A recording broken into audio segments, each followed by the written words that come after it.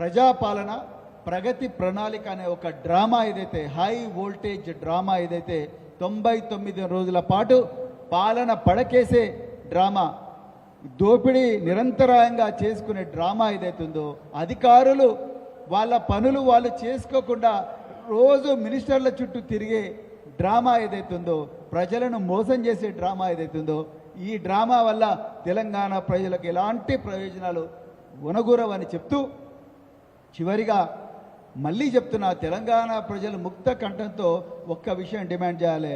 మంత్రి పొంగిలేటి శ్రీనివాసరెడ్డి గారు ఇవాళ మానుకోటలో ఉన్నారు. అయ్యా శ్రీనివాసరెడ్డి గారు, మీరు 3000 కుటుంబాలను రోడ్డు మీద పడేశారు. వాళ్ళు నివసిస్తున్న ఇళ్లను నేలమట్టం చేసిండ్రు. ఇవాళ తెలంగాణ సంపదను పట్టపగల మీరు రేవంత్ రెడ్డి ఇద్దరు కూడబలుకొని దోచుకుంటా ఉన్నారు. మీకు ఈ ప్రభుత్వంలో కొనసాగే నైతిక హక్కు లేదు. మీరు అర్జెంటుగా రాజీనామా చేయాలి, లేకపోతే మరి ఇవాళ మేము డిమాండ్ చేస్తున్నాం పొంగిరెడ్డి శ్రీనివాసరెడ్డిని బర్తరఫ్ చేయాలని చెప్తూ,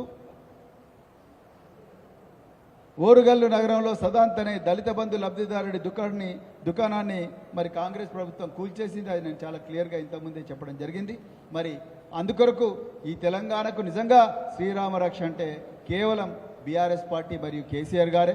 మరి కేసీఆర్ గారు పోరాడి తీసుకొచ్చిన తెలంగాణ ఇలా రాబందులా పాలైందన్న బాధతో ఇలా తెలంగాణలో ప్రతి కుటుంబం కూడా ఏడుస్తూ ఉన్నది.